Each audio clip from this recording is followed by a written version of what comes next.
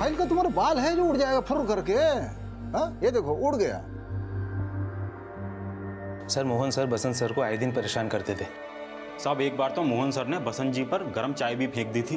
ये तरीका है कोई काम करने का? कब सीखोगे काम करना? हाँ मोहन पांडे बसंत को ह्यूमिलेट करता था, लेकिन उसकी बीवी सरोज को फोन क्यों करता होगा? सर मोहन पांडे अक्सर बसंत के घर जाया करता था और आए दिन वो उसे नाइट भी करवाता था। सर मुझे लगता है कि मोहन और सरोज का कोई अफेयर चल रहा है और जिस सुबह बसंत अपने ऑफिस से निकला वो घर गया और इन दोनों ने उसका मर्डर करके उसकी बॉडी धौली बाग में डंप कर दी। अगर ऐसा है तो बसंत के घर से हमें कोई ना कोई क्लू तो जरूर मिलेगा। बसंत के घर का सर्च वारंट निकालो।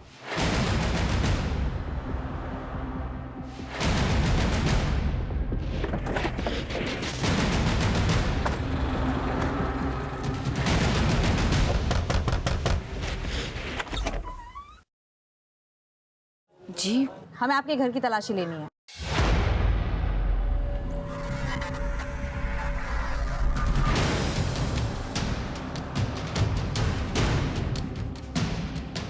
मैडम ये देखिए,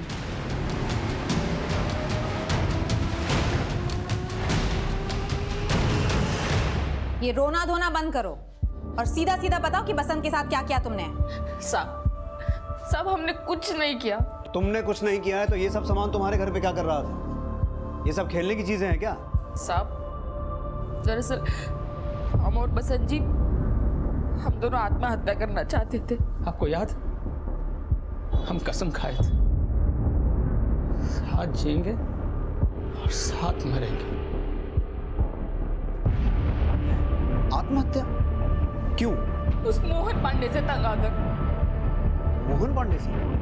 हाँ साहब, बसंत जी ना बहुत सज्जन और सीधे आदमी थे। उनको ऑफिस का सारा काम भी आता था, बस थोड़े से स्लो थे। तो जो 1 घंटे का काम होता था उसे 4 घंटे में खत्म कर देते। बस इसी बात का फायदा उठा के ना वो मोहन पांडे को नौकरी से निकालने की धमकी देता था और उनका नौकरी बचाने के लिए हमें सब वो मोहन पांडे ना बसंत जी को ब्लैकमेल करता था और जबरदस्ती हमारे साथ रिश्ता बनाता था। बेटी बेटी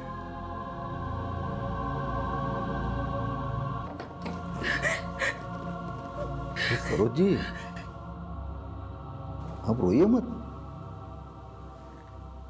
वरना हमारा नाइट खराब हो जाएगा। हाँ मतलब बसंत तुम्हें खुद मोहन पांडे के पास जाने को कहता था और तुम मान जाती थी? हमें मानना पड़ता था साहब, बस इसलिए हमने और बसंत जी ने आत्महत्या करने का फैसला किया।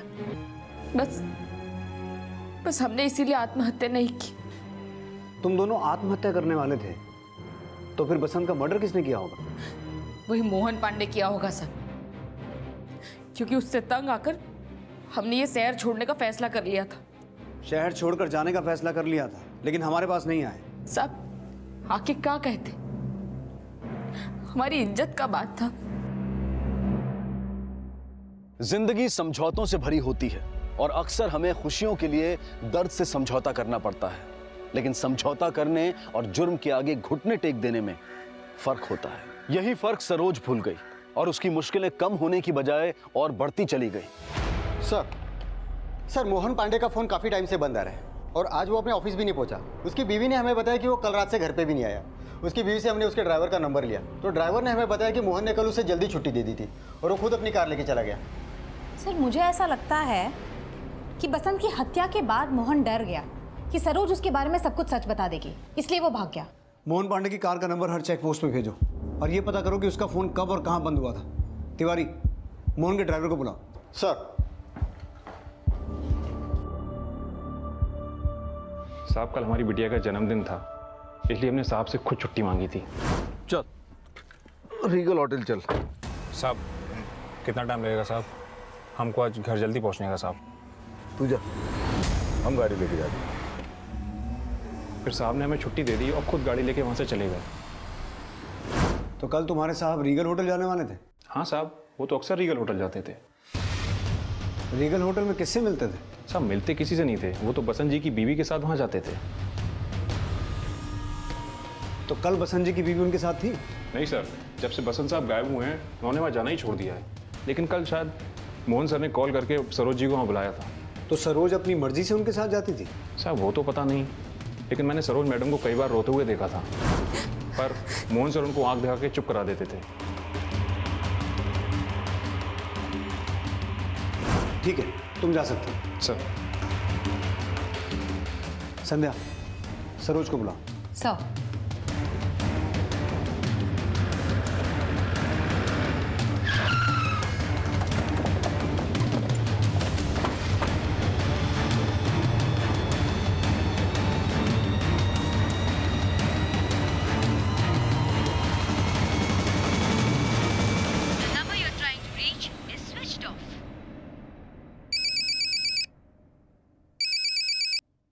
हाँ तिवारी, सरोज के घर पे ताला लगा हुआ है। कहीं ऐसा तो नहीं कि मोहन और सरोज मिलके कहीं भाग गए हो? नहीं सर, मैंने पता किया। मोहन पांडे ने रीगल होटल में रूम बुक किया था, लेकिन वहाँ पे उसने चेक इन नहीं किया। कि बसंत उसे जबरदस्ती मोहन पांडे के पास भेजता था। कहीं ऐसा तो नहीं कि उन दोनों से तंग आकर पहले उसने बसंत को मारा और अब मोहन पांडे को मारकर फरार हो गई? हमारी पूरी जिंदगी जिंदगी को समझने में गुजर जाती है। पुलिस के लिए भी एक केस जिंदगी की उन बारीक परतों जैसा था जो परत दर परत सुलझने की बजाय और उलझता जा रहा था। क्या पुलिस बसंत, सरोज और मोहन की मानसिकता को सही से समझ पाई थी? जो सच सामने आए थे, क्या वो पूरे सच थे या फिर सच की असल परतें अभी खुलनी बाकी थी?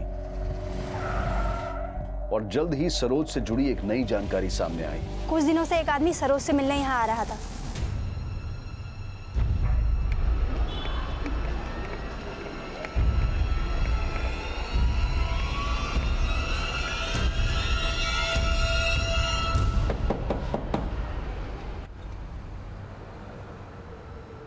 कौन है वो?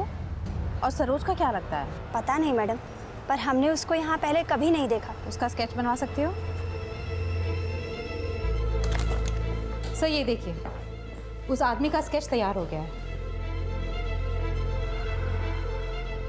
सर कहीं ऐसा तो नहीं कि सरोज ने इसी से बसंत और मोहन का मर्डर करवाया हो सकता है। पता लगवाओ ये आदमी कौन है, और सरोज इस वक्त कहाँ है वो पता करो। सर सरोज के मायके में तो कोई भी नहीं है। उसके माँ बाप बहुत साल पहले ही गुजर चुके हैं। सरोज के मायके में कोई नहीं है, लेकिन बसंत?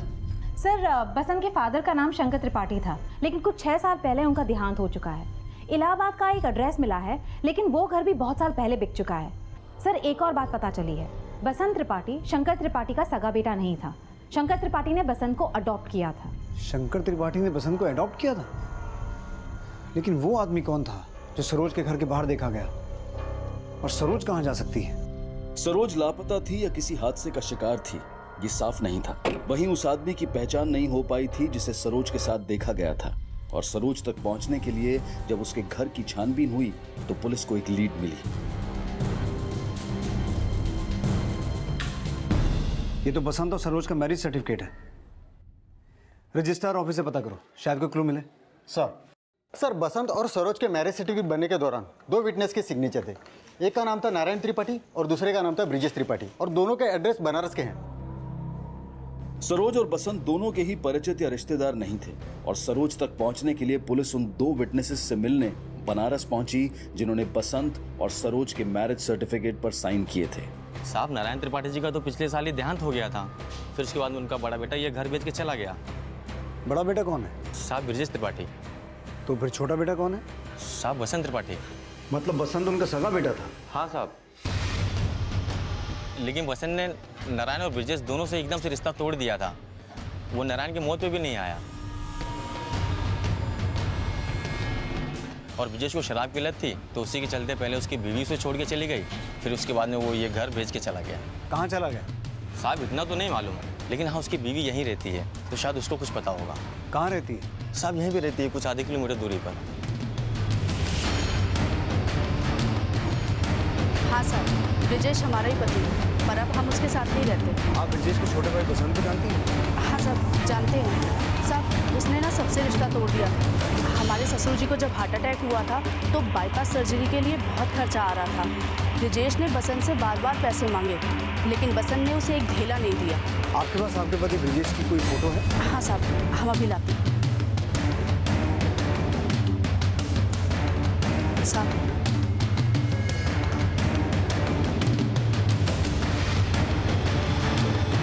ब्रिजेश का एड्रेस है आपके पास? जी साहब, वो शकरपुर में कहीं रहता है, पर कहाँ ये मुझे नहीं पता। Phone number? जी साहब। एक मिनट, बोलिए। 9769। The number you're trying to reach is switched off. Sir उसका नंबर तो ऑफ है। इसके कॉल रिकॉर्ड्स निकालो, पता करो शकरपुर में कहाँ रहता है।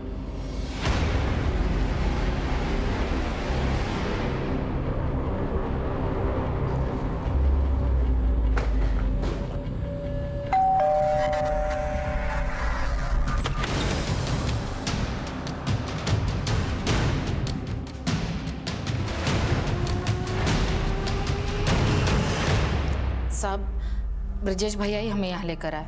बोले कि बसंत जी तो अब रहे नहीं, तो हम कुछ दिन यहाँ आकर रह लें, टीना और हमारा माहौल बदल जाएगा। बहू, तुम इतना सब सह रही थी, हमको पहले ही बता देती।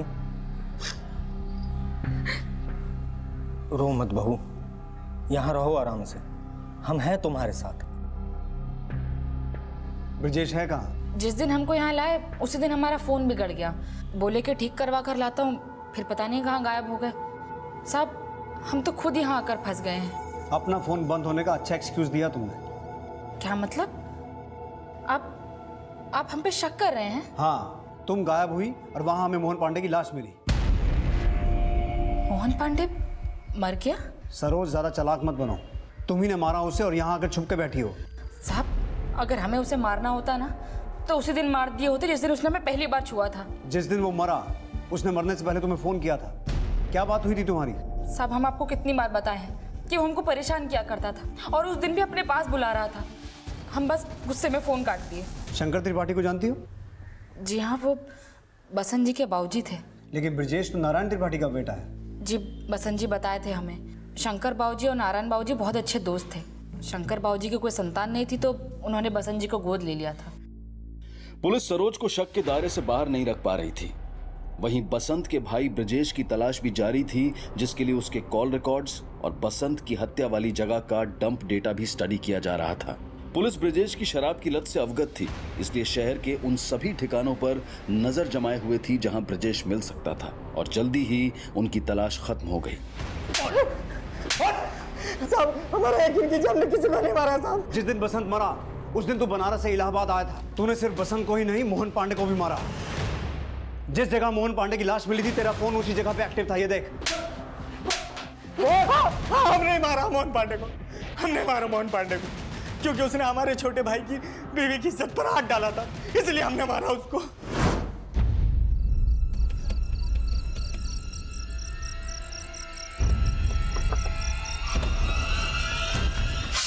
सरोज ने कहा था उसे मारने के लिए? नहीं साहब, वो तो बस हमारे सामने अपना दुखड़ा रोई थी। हमें गुस्सा आ गया और हम जाकर के मोहन पांडे को मार दिए।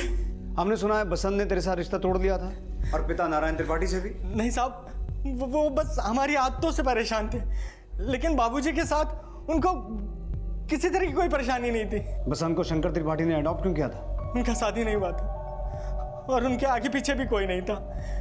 वो बाबूजी के बहुत अच्छे दोस्त थे, इसलिए उन्होंने बसंत को अडॉप्ट किया था साहब।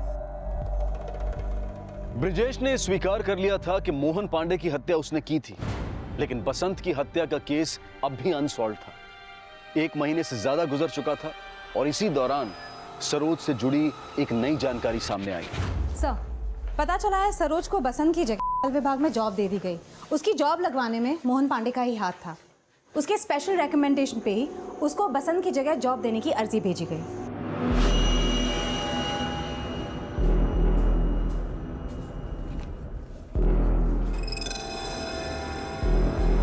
Thank you.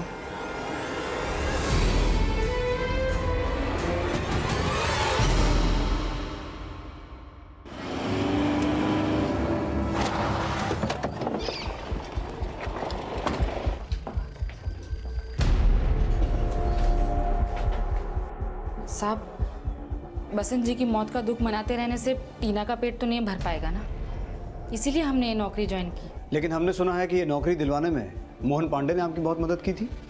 साहब, वो कभी भी किसी की भी मदद अपने मतलब से ही करता था। लेकिन देखिए, भगवान ने उसको उसके किए की सजा दे ही दी। लेकिन उसे मारा आपके जेठ ने ही है। हाँ साहब, ये उन्होंने सही नहीं किया, लेकिन अब क्या कर सकते हैं। शायद उनसे हमारी बेइज्जती बर्दाश्त नहीं हुई।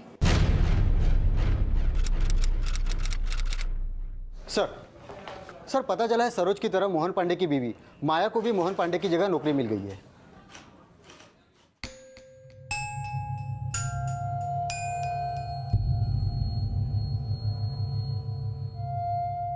सर, हम उस सरोज के साथ काम नहीं कर सकते। उसकी शक्ल देखते हैं तो हमें ऐसा लगता है हम हमारे पति के हत्यारे के साथ काम कर रहे हैं। सर, हम थोड़े ही ना मारे हैं मोहन पांडे जी को। पर मरवाया तो तुमने ही ना। ऐसी कोई बात नहीं है माया जी। सर, अगर इनको इतनी ही तकलीफ है हमारे साथ काम करने में, तो आप हमारा ट्रांसफ़र कहीं और करवा दीजिए। सर, जहाँ बसंत का मर्डर हुआ था, मैंने उस एरिया का डंप डेटा स्टडी किया। बसंत के मर्डर वाले वक्त उसी एरिया में एक नंबर संदीप पांडे के नाम से रजिस्टर्ड था, जो मर्डर वाले वक्त से बंद पड़ा हुआ था। सर, गोरखपुर थाने में संदीप पांडे की मिसिंग कंप्लेंट भी रजिस्टर्ड है। ये देखिए। लेकिन संदीप पांडे के मिसिंग होने का बसंत के मर्डर से क्या कनेक्शन हो सकता है? सर, कनेक्शन है। ये उसी गांव से हैं जहाँ से शंकर त्रिपाठी था। शंकर त्रिपाठी मतलब? साहब, हो सकता है बसंत जी इन्हें जानते हों, लेकिन हम नहीं पहचानते ये कौन है। नहीं सर, हम इनको नहीं जानते। इसका सरनेम भी पांडे है और आपका भी। हो सकता है इस आदमी का आपके पति मोहन पांडे से कोई कनेक्शन हो। सर, इस बारे में हमें कुछ भी नहीं पता। संध्या, सर, तुम खुद गोरखपुर जाओ और संदीप पांडे के घर वालों से मिलो। देखो क्या सामने आता है। सर।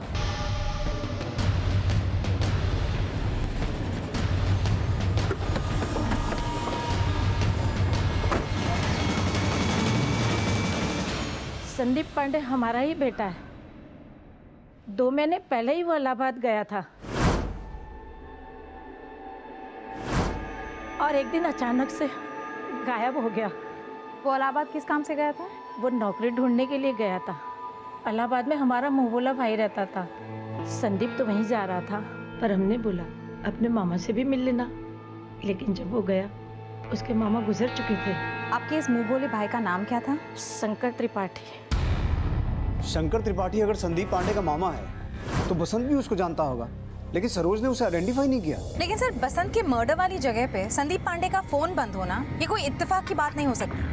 जरूर संदीप पांडे का बसंत के मर्डर के साथ कोई ना कोई कनेक्शन है। ये संदीप पांडे अगर इलाहाबाद आया था तो इसको बसंत के साथ किसी न किसी ने तो देखा होगा।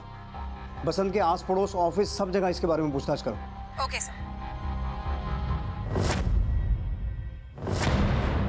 हाँ मैडम, इस आदमी को मैंने यहाँ देखा है।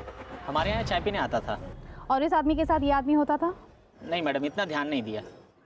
सर, संदीप बसंत के घर और ऑफिस के आसपास जा रहा था, तो हो सकता है कि वो बसंत से मिलता हो। लेकिन संध्या, ये बात अभी भी समझ में नहीं आई कि सरोज ने उसे आइडेंटिफाई क्यों नहीं किया। सर, मुझे लगता है कि सरोज झूठ बोल रही है। सर, संदीप पांडे बसंत की हत्या के 1 महीने पहले ही इलाहाबाद में था। सर, मुझे लगता है कि बसंत के घर आने जाने के दौरान उसका और सरोज का अफेयर शुरू हो गया हो और संदीप पांडे ने सरोज के कहने पे ही बसंत का मर्डर किया। ऐसा हो सकता है क्योंकि संदीप पांडे का फोन उसी एरिया में एक्टिव था जहां हमें बसंत की लाश मिली थी, और अब संदीप पांडे गायब है। इस पॉसिबिलिटी को चेक करो कि संदीप और सरोज का अफेयर था। Yes sir. संदीप पांडे का गायब होना उसे बसंत की हत्या का प्राइम सस्पेक्ट बना रहा था, लेकिन उसका सरोज से अफेयर था या नहीं, ये सिर्फ पुलिस की थ्योरी थी जिसका कोई भी प्रूफ पुलिस को नहीं मिला था। और इसी दौरान सरोज ने इलाहाबाद से बनारस में ट्रांसफर ले लिया। बसंत की हत्या का केस अब तक किसी नतीजे तक नहीं पहुंचा था और सरोज के बनारस ट्रांसफर लेने के 4 महीने बाद भी पुलिस को कोई लीड नहीं मिली थी।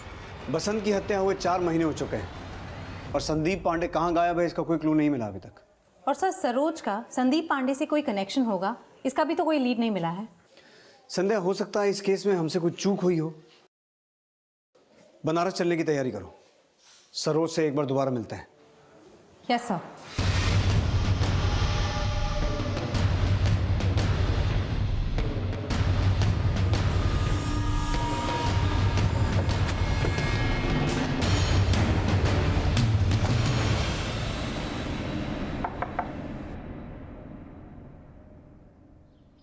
तो आप यहाँ सेटल हो गई हैं?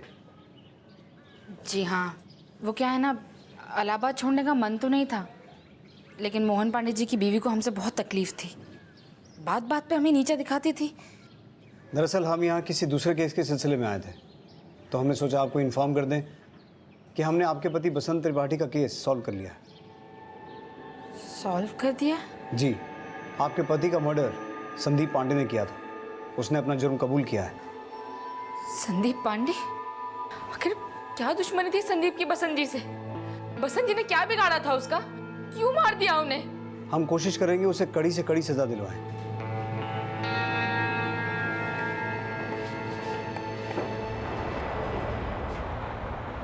सर, आपने उसको झूठ क्यों बोला? उसका झूठ पकड़ने के लिए। तो आपको लग रहा है कि वो संदीप पांडे के टच में है और संदीप से उसने बसंत का मर्डर करवाया है। कहानी कुछ भी हो सकती है संध्या। सरोज की हर मूवमेंट पर नजर रखो। अब वो ही हमें इस केस के असल राज तक पहुंचाएगी। मम्मी, आप बैग में कपड़े क्यों डाल रही हैं? बेटा सब बताती हूँ, लेकिन अभी चलो यहाँ से, है ना?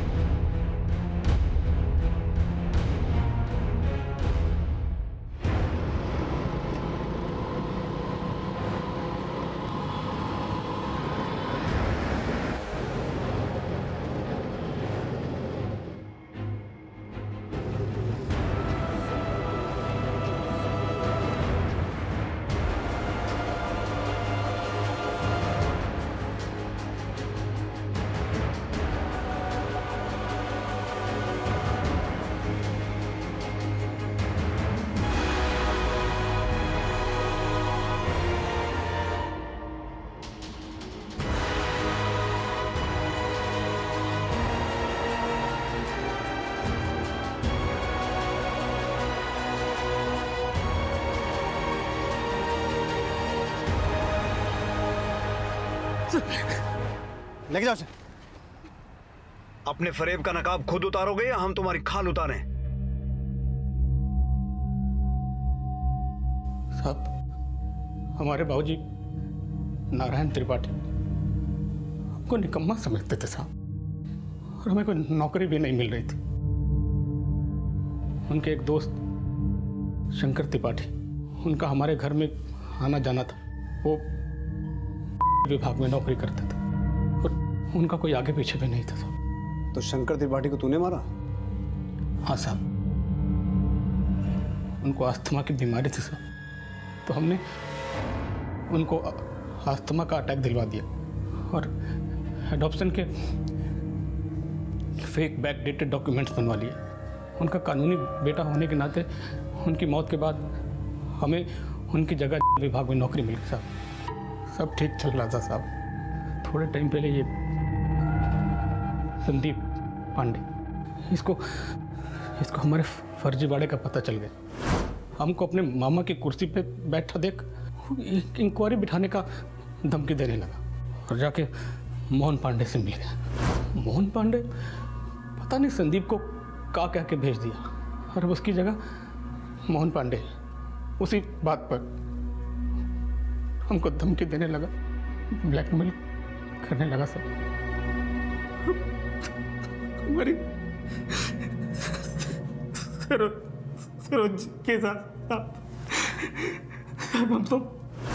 हम तो आत्महत्या करने वाले थे साहब, लेकिन हमारी बेटी की वजह से रुक गए साहब। तो मोहन पांडे इसी वजह से तुम्हारे साथ जबरदस्ती करता था? हाँ साहब। मोहन पांडे के बाद संदीप भी हमको पैसे के लिए ब्लैकमेल करने लगा। अरे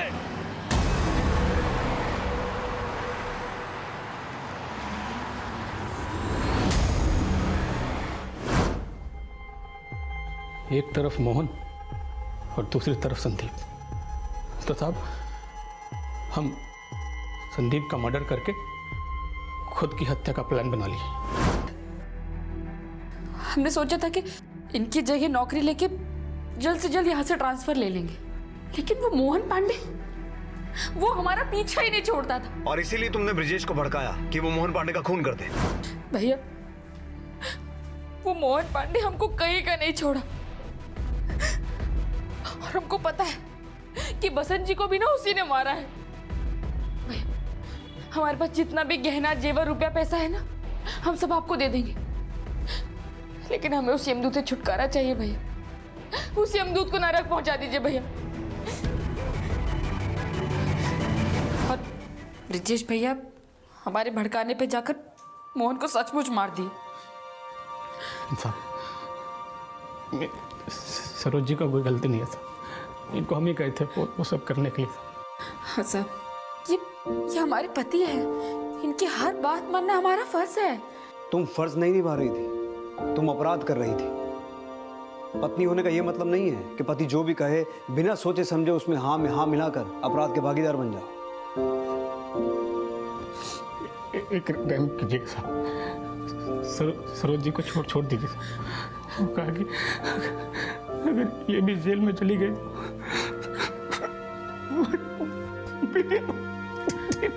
टीना का क्या होगा साहब?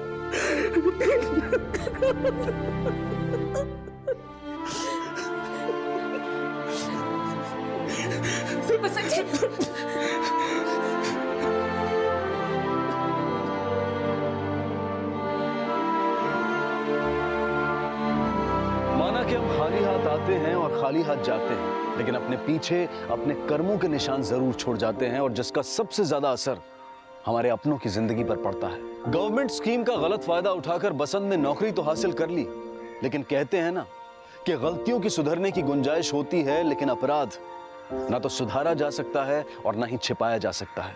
अपने अपराध को छुपाने के लिए बसंत ने सरोज के साथ मिलकर कई अपराधों को अंजाम दिया।